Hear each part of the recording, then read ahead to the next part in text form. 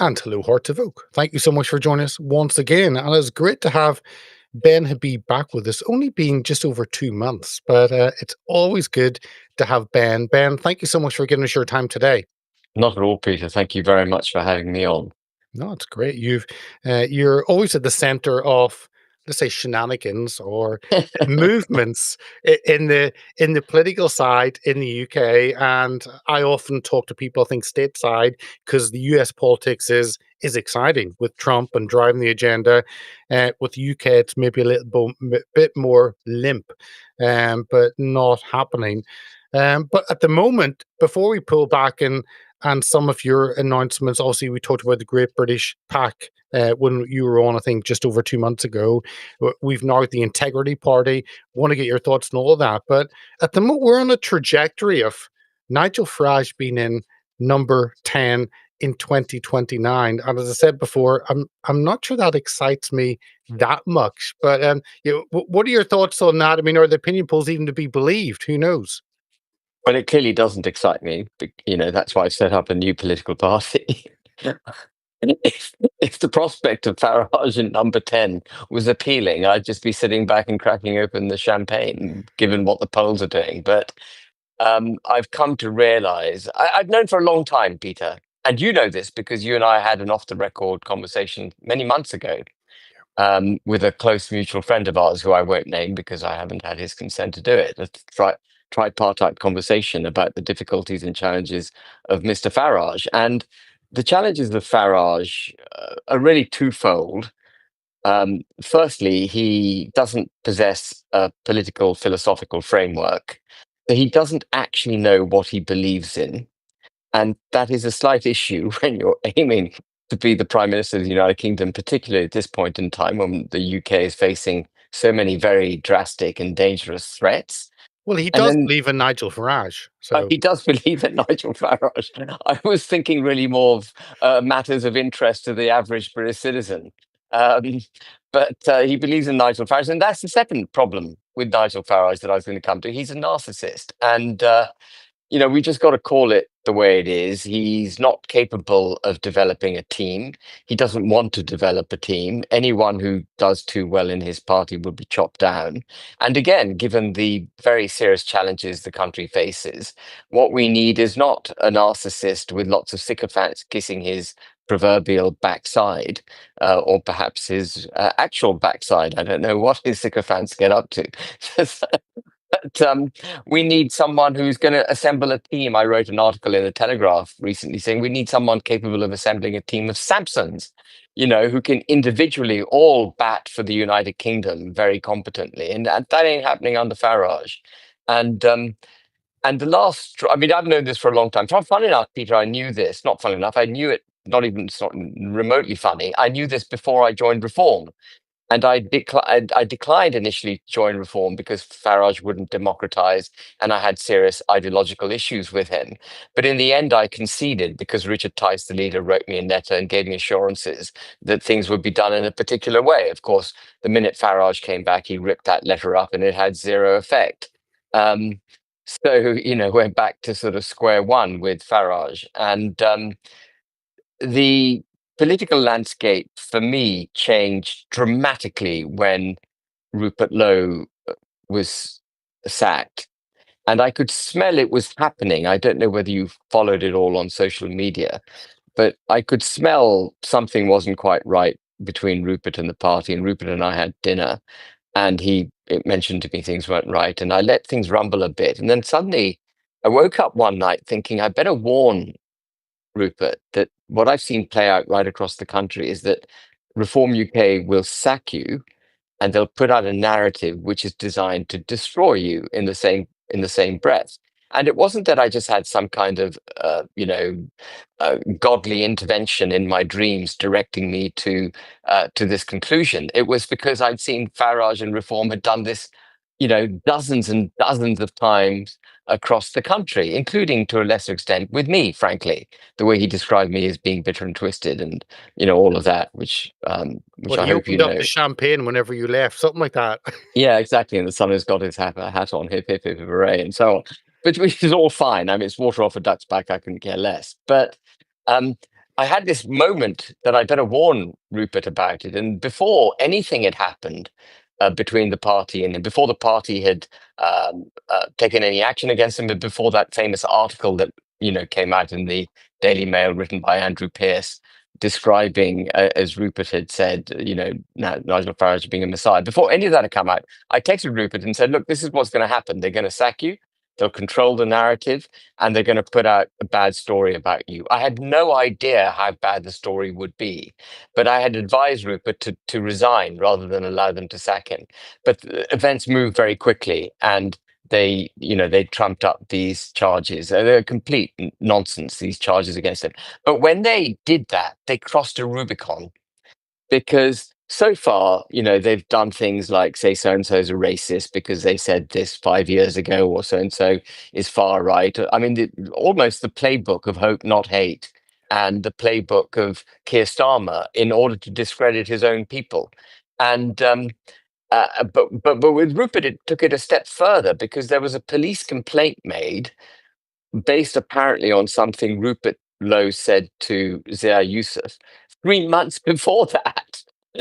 Um, so if Zia Yusuf had felt threatened, which apparently he did by the comments made by Rupert, he certainly didn't feel threatened enough to immediately trot off to the Met. He only decided to trot off to the Met after other ructions had developed between Rupert Lowe and the party. And that signified for me a party that was completely morally corrupt. And that's what I think reform is. It's a morally corrupt institution. And therefore, Farage should be nowhere near power, and every effort should be made to prevent him from getting to power. Um, Not just because of his fundamental failure to understand the problems in the country and to have solutions for those problems, but I think he's a deeply damaging individual. He will compound the issues that the country faces. And viewers who support Farage watching this will wonder why the hell I'm saying all of this, because they may think, Nigel Farage has fought for this country for 20 years or 30 years or whatever it is. He's fought for Brexit and so on. And I would say, well, actually, look very closely at what Farage has been doing. Every time the going got tough, or every time it required him to stay on the battlefield and see something through, he vacated the scene. There are a number of Faragistas, as I call them, who said to me, he's done so much for the country. And actually, for the last 10 years, since 2016, he's been absent from the battlefield for about 8 of them. And he only came back, after the referendum. He should have stayed there, and he should have seen through the results of the referendum to make sure we were rescued from the liberal global order that, Brexiteers effectively voted to be rescued from. He didn't. He swanned off to make money. And then when Theresa May was failing, he came back for a period of 9 months, handed over the reins of power to Boris Johnson, and then swanned off again. And he did something even worse. He said Brexit's done. So the people like me, who are lesser voices, had a real challenge to make the case. As you know, Peter, I've been fighting for Northern Ireland. Yeah. He made it impossible for people like me to fight that case. It would have been so much better if I'd had his support.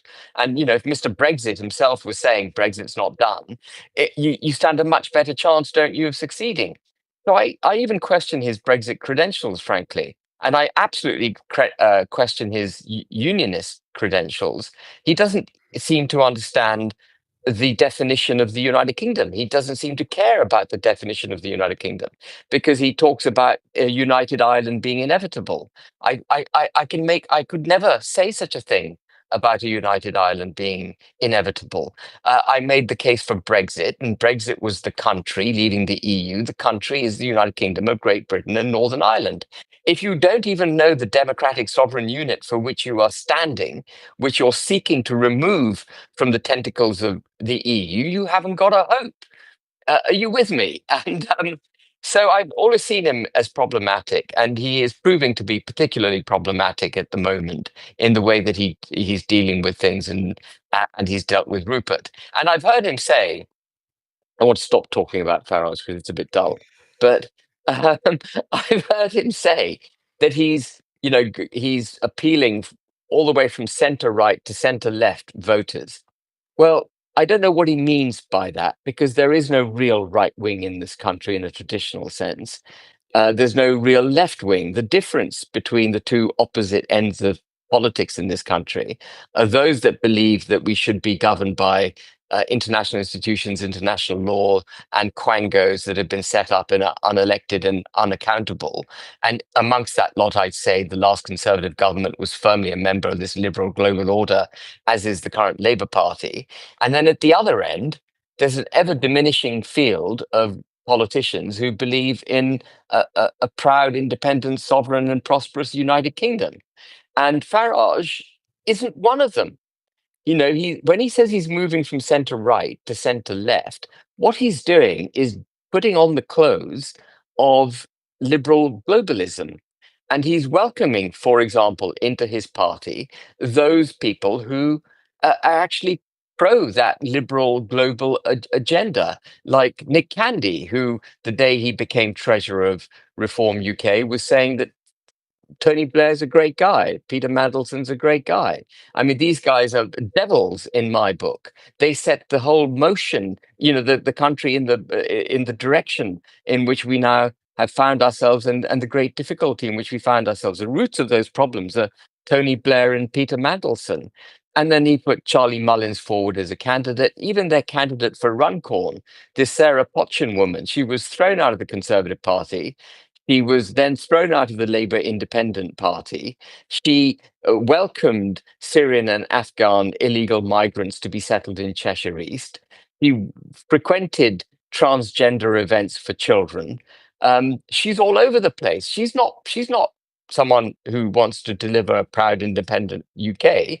She's completely in bed, and she's particularly bad at staying in bed with the liberal global order. You know, she was thrown out of two parties, the Conservatives and Labour Independent, whatever that is.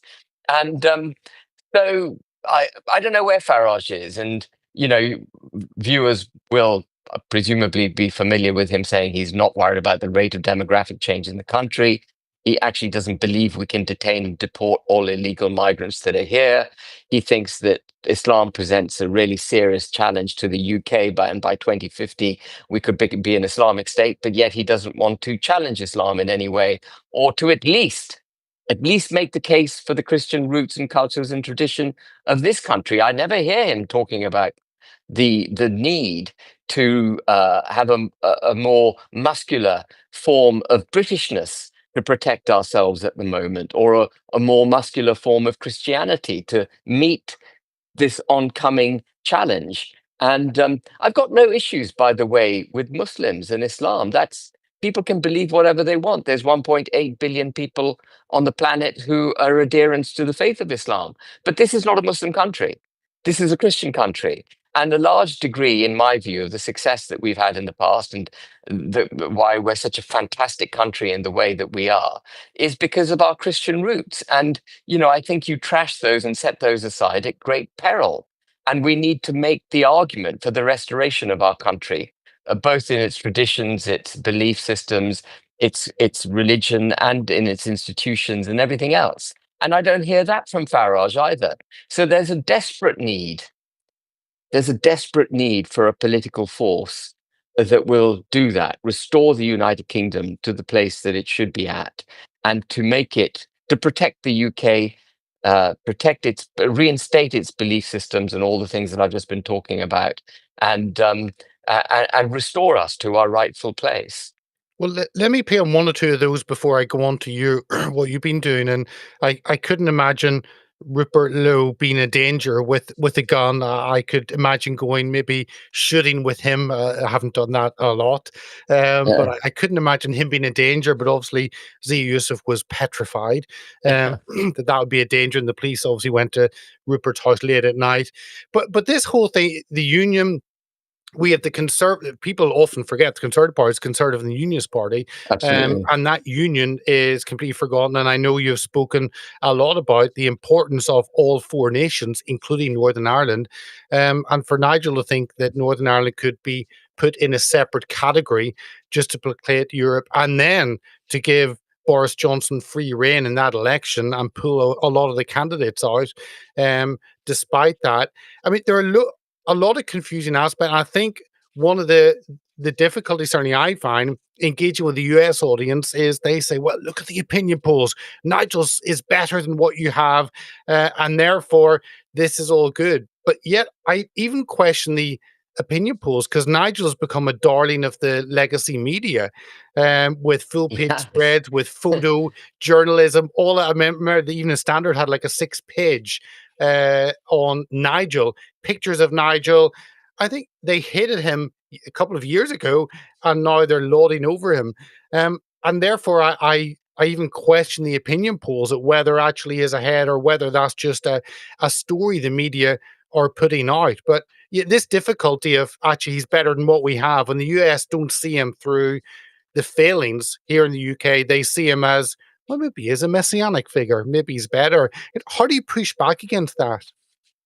Well, all we can do is tell the truth and make the case. And I think anyone who's close to politics and is examining, you don't have to be that close, by the way. You just need to be paying a bit of attention to what he's saying and the way he's morphing his position.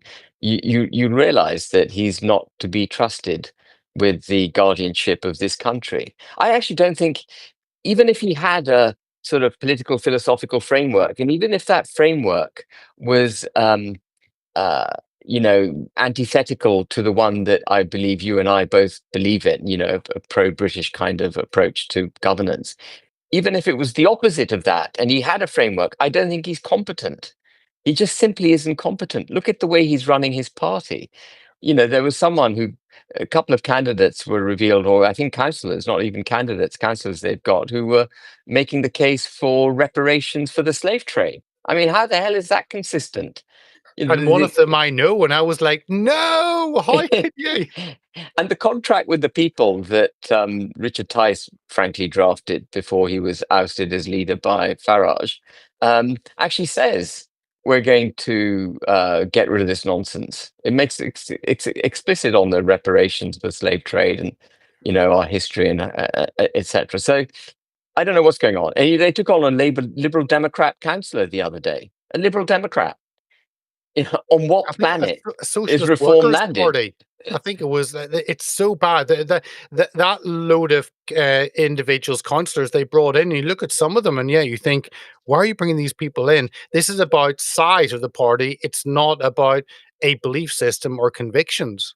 Absolutely. And we've got to have belief systems and convictions and an ability to deliver that if we get into office. That's vital. This country is facing existential threats. It's about to be, in my view, wiped out constitutionally, culturally, and economically. And I put economics at the back of the pack, frankly, because economics should be the servant of our constitutional and cultural integrity. It should serve the country and it should serve the people. There can be no economic ideology. I'm slightly digressing, but some people who know the value of nothing and the price of everything, but economics ahead of everything else. They go, well, actually, economically, it makes sense to have mass migration. Economically, it makes sense to do this, that, the other. Free trade globally, we get cheaper goods. What they're not looking at is the immediate, medium, and long term damage that approach to economic management has to the constitution and the culture of our country. It basically is the degradation of our country over a period of time. So we need to decide what kind of country we are. Do we want to protect and promote that which we believe in? And then what is the economic model to deliver that result? Are you with me? And Yep. the economic model, frankly, and I've heard Farage contradicting Trump, saying that he's these tariffs are all wrong. He's moved too quickly. For example, he's trying to get peace in Ukraine all in the wrong way. Today there was a press conference where Farage spoke and he criticized Elon Musk. I don't know if you picked that up or whether you watched it. I just watched a very small part of it, and the bit I tuned in for was a criticism of Elon Musk. But I have to say that the Who's stuff. criticized Nigel? So it's What? vice versa. Musk has criticized Nigel back in January or February. So Yeah, maybe it's Nigel trying to get up on Musk again. there's no love lost there, obviously. But what Trump is trying to do is save the United States of America constitutionally and culturally, and he's crafting an economic policy that will do that. He's weaning that country off cheap imported labor. He's weaning that country off cheap imported goods, which has done so much damage to their domestic economy. And he's ditching things like DEI and net zero, etc., etc. To be fair to Nigel Farage, he would ditch net zero too. But do we know that for sure? Because if he were to gain office backed by a whole load of councillors who are pro net zero and climate change, sort of live in fear of man-made climate change, he may pivot on that too. As you say, as you said, Peter, it's all about gaining power, making the party bigger, rather than actually having in mind what's required to be done to save this country.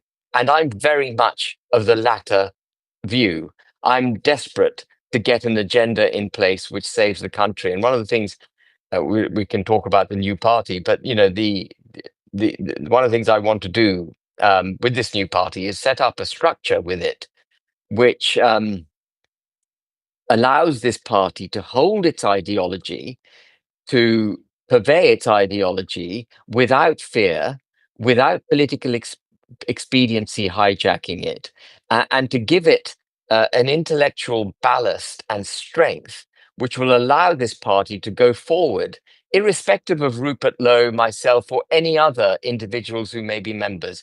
The party has to be so strong and so connected with the electorate and the direction of travel the country now needs to go in to be rescued, restored, that it doesn't turn on one or two individuals. Are you with me? And frankly, if I can do that, Peter, if I can deliver a political party to this country of the nature that I've just described, then I will go to my deathbed happy that I've actually done something of significant, massive importance. One of the big issues that this country has faced is a two-party political system where both parties have lost touch with what their mission is and lost touch with the British people. And that's why they've ended up as the Unity Party, both liberal global order. So, if I can do this, I tell you what, if I can achieve this, I'll be so happy because it'll give a vehicle for all of us to go forward in confidence that even if Rupert Lowe gets hit by a bus or I get hit by a bus or other people get hit by a bus, the party will go forward with that strength, with that intellectual capability, speaking fearlessly for the issues that, we believe in. Well, tell us a little bit more because when I had you on, we talked about the Great British Pact that you didn't set up yourself but became involved in, and now you've been involved in this new party, Integrity.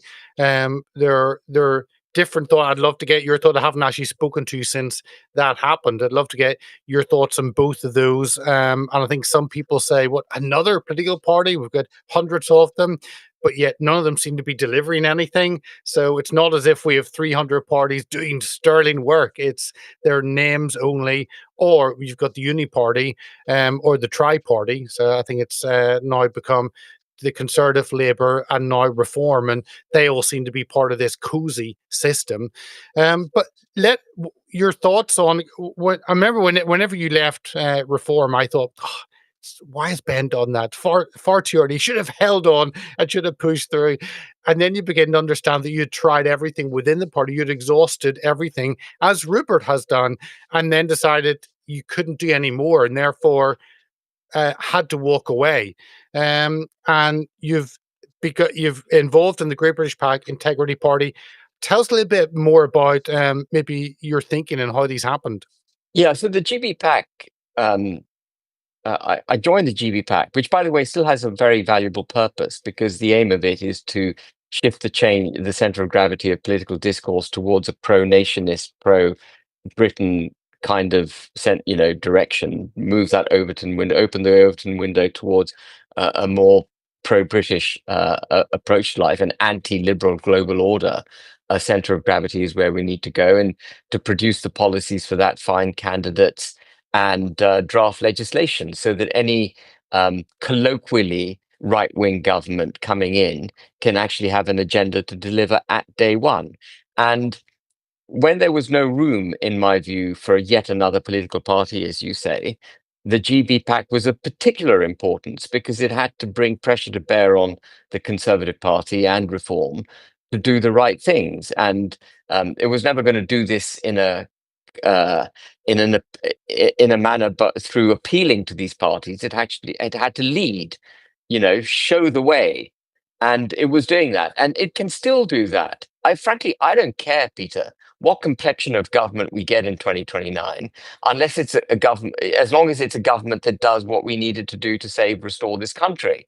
That's the critical thing, and but it became obvious to me that it wasn't sufficient just to rely on the GB pack keeping, trying to move reform and the Conservative Party to the right point, because the Conservative Party has its own issues anyway. It's stuck in some kind of morass out of which it seems challenged to emerge. I thought maybe after the drubbing it got at the last election, it may come forward and re-energize and understand that the electorate actually want what I'm describing, but they're certainly not coming out of the stalls in a big way in that regard. And reform, I think, is completely hijacked and pointless. So we need another political force. The challenge, of course, is going to be, how do you launch this thing in a way that captures people's imaginations, can enter the British psyche, political psyche, spirit, if you like, and become well known enough to take a significant number of votes. And actually, I think the way I'm structuring it, which I'm going to keep my cards close to my chest, but the way I'm structuring it, I think really has a fantastic chance of achieving that in pretty short order. And I know you've one of the big issues with reform was the ability of members to actually participate, and it was a subscription as opposed to membership. And as much as I'm liking a benevolent dictator, Nigel ticks one of those boxes and not the other, and let the viewers to decide which.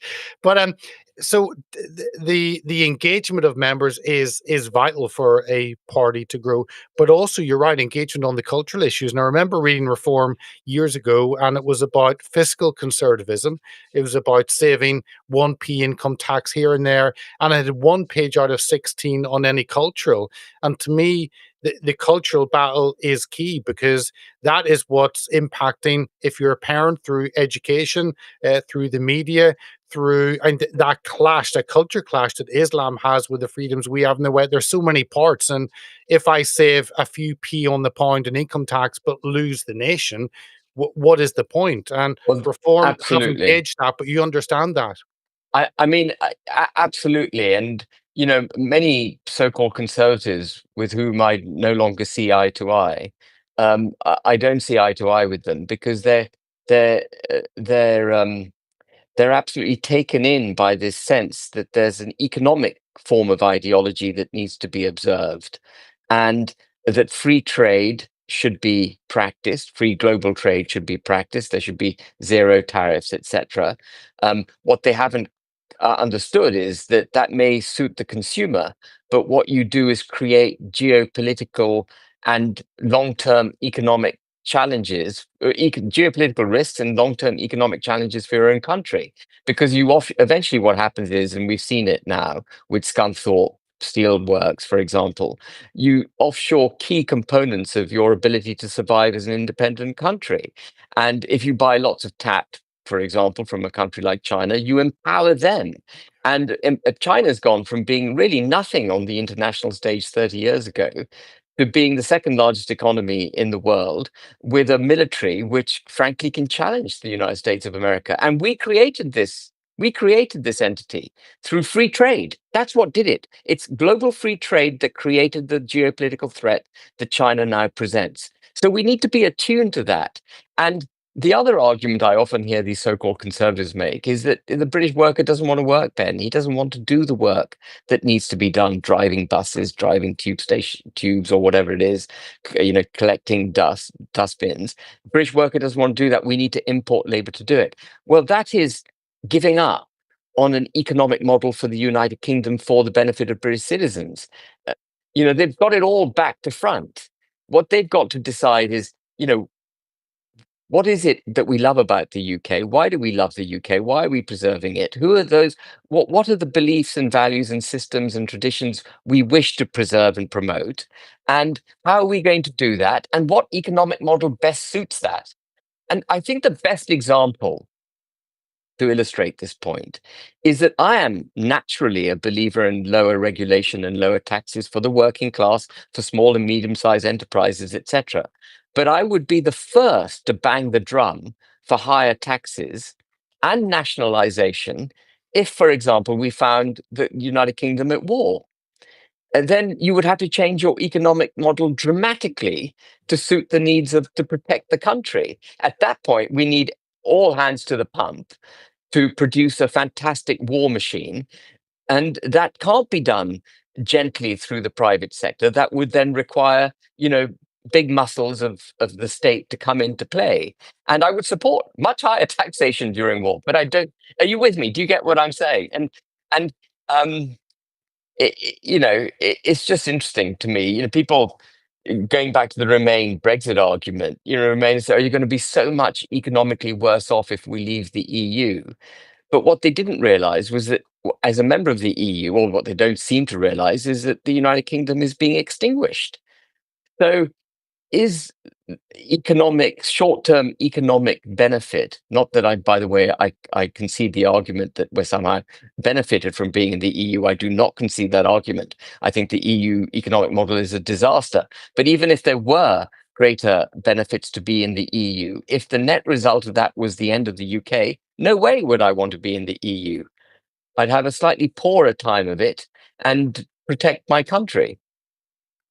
Can I ask you about we touched on culture and values and Nigel not really having a Christian ethos and what that gives the nation. We talk about British values. I'm not sure what exactly that is because I don't know if it's what it's based on. Traditionally, Britain has been based on Christian values in terms of our education system, in terms of our health system, in terms of looking after the poor. So you've got that, and of course we have a vacuum in the UK because of the church declining, and into that has fitted secularism, which doesn't give value to the individual, but also Islam. And it'd be good to get your thoughts because I have had the privilege of working with Lord Pearson for 11, 12 years. And I know you're also friends with Lord Pearson, and he has been a lone voice on Islam.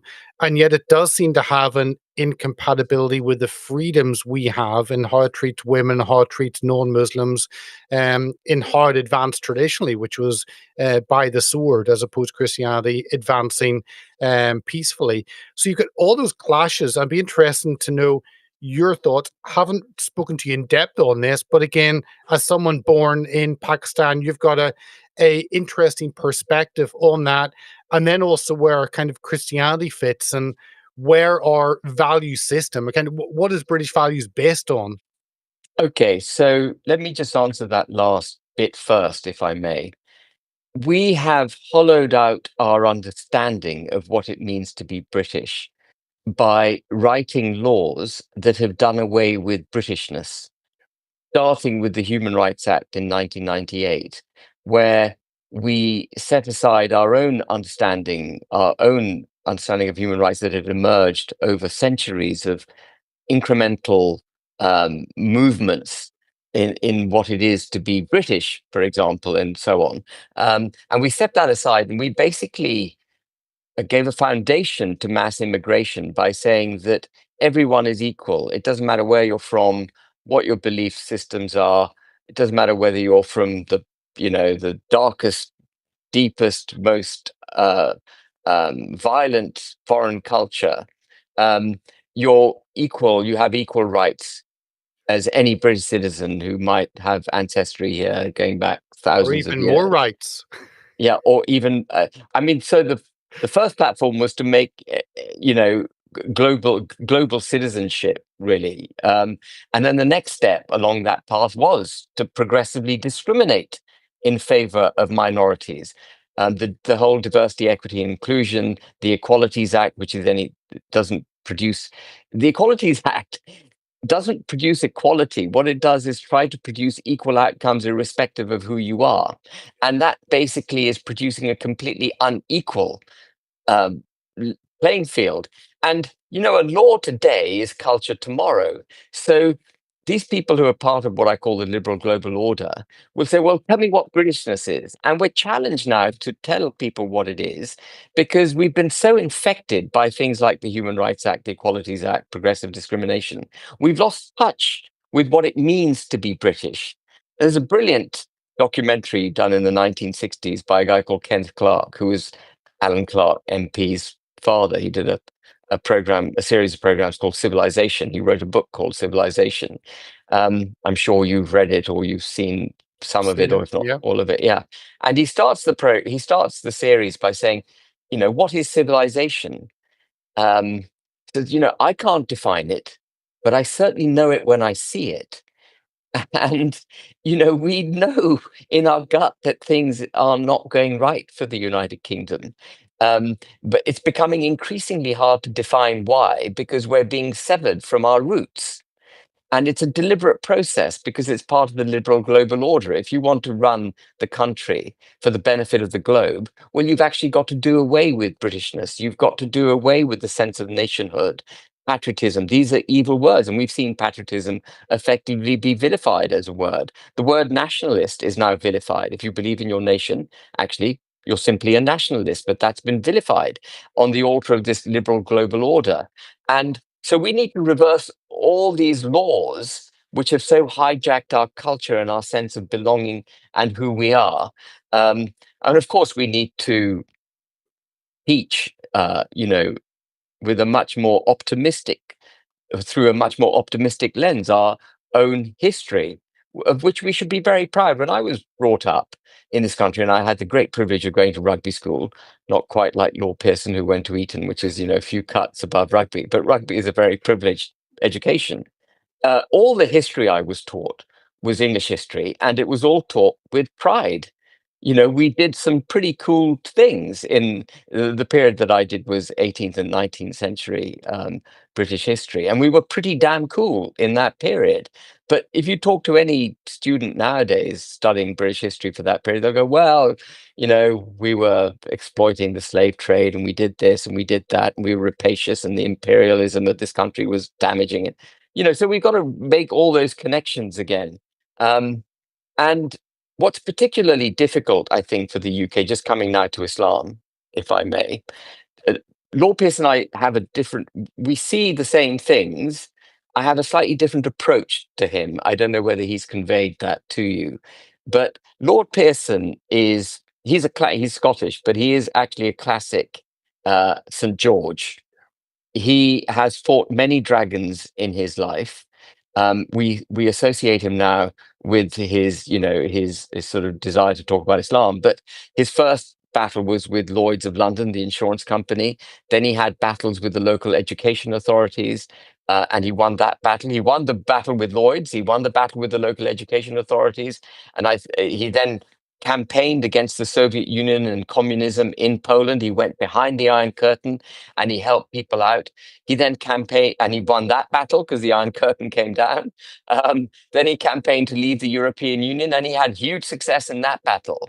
And now he's campaigning, for, proper honest discussion about Islam, as he puts it. Uh, he is a St. George. He will find a dragon and he will face that dragon head on. And even if it's the path of maximum resistance, he will draw his sword and he will not give ground until he has prevailed or been killed in the process of trying to prevail. That is Lord Pearson. And if there's, I'd like you to cut that, by the way, and send it to him, because that's how I see Malcolm. And I've said this to him privately, but it's the first time I've said it publicly. And so my approach is slightly different. What I want to see is not an incessant discussion about Islam. We all know that it poses challenges. We don't need to really delve too deeply into Islam to know that it poses a challenge for our delicate form of evolved constitutional political system, that democracy that we have here. We know that because fundamentally it differs from Christianity in one way, and that is that the Quran is the word of God as dictated to the Prophet Muhammad through the angel Gabriel. And because it's the word of God, it is true and it is perfect, and therefore it cannot be challenged and cannot be debated. So at its heart, Islam won't tolerate freedom of speech as far as the ideology is concerned. And that puts it at odds with our form of Christianity and the way we were, the way our country evolved. Just that simple thing alone. You can delve into all the other things about Islam and the differences between it, Christianity, the fact that it's a legal system, there's a political aspiration with Islam. You can have all of those discussions if you want to. I don't think you need to, because just in its very foundational setup, it's fundamentally different to the United Kingdom. So how do we deal with that? Because there are at least 4 million Muslims in the country. We can't have, and the ends, the means are never justified by the ends. We must have a means that actually produces the kind of stable, lovely, glorious country that we once had. You can't use draconian methods to get back to it, because you'll create a dystopia. You may be aiming for something good, you won't hit it. So what I want to see in this country is, fine, we can recognize the challenges that Islam and frankly, other religions pose to this country. But what we've got to develop is a more muscular form of Britishness, which is why recognizing the importance of the union of our four countries is critical.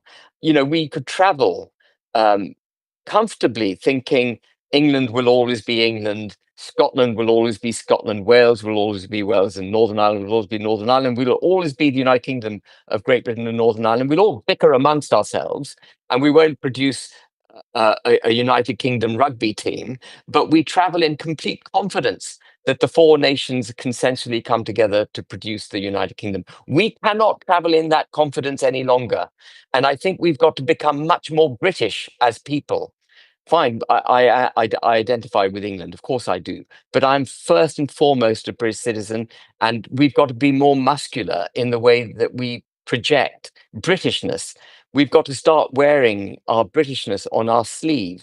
We've got to be singing the national anthem, flying the Union flag, having agendas and curricula at schools that promote and protect the United Kingdom, etc. And there's got to be less, certainly on the international stage, there's got to be less projection of the divisions within our own country. And the same comes to our culture and Islam and everything else. We've got to ditch DEI. We've got to do away with progressive discrimination.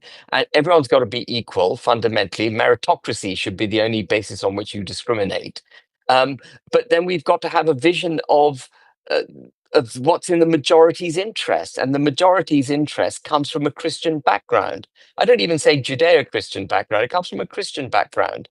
And, that's what we've got to champion. So I'm completely with Malcolm when it comes to recognizing all the challenges. My solution is, let's just park the debate on Islam for a moment. Let's discover who we are, and let's have a positive image of whom we are, who we are, and let's purvey that image, purvey who we are, tell what we are.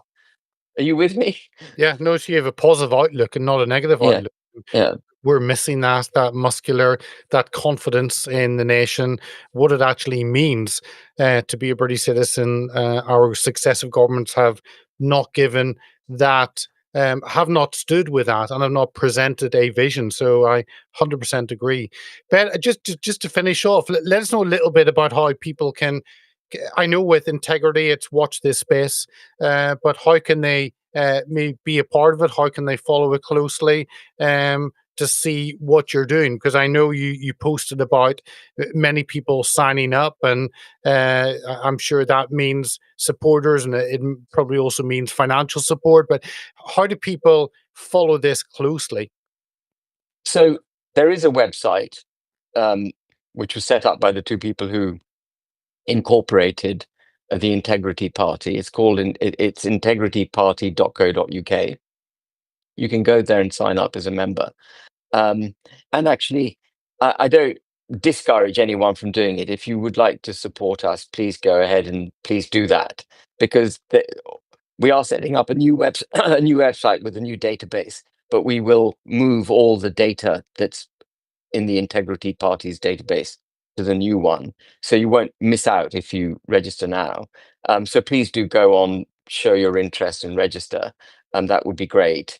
Um, But, remarkably, Peter, I haven't banged the drum at all for this new party. Obviously, I've been keeping my cards close to my chest. We went from 0 members last Monday, and bear in mind there were 2 bank holidays in the middle, and we've got something like 700 odd members now, and we've raised £20,000 without lifting a single campaigning finger. And that, I think, is attests to the desire for people, to really get something solid. And they see reforms not solid. They see reforms not solid. And so I can't wait to actually launch it properly and get cracking. Well, certainly encourage the viewers to sign up. I'm sure they have an interest anyway, what happens. And I think many people vote for reform through gritted teeth and would like there to be another option. Integrity may be, it may not, but I know that Ben's vision is a engaging one and an infectious one and is something positive, and that's certainly what we lack in British politics. So, Ben, I really appreciate your time. Thank you so much for giving us your thoughts on the overview of not only where we are politically, but what you're doing in the midst of that. So, thank you. Well, thank you, Peter. Thank you for having me on.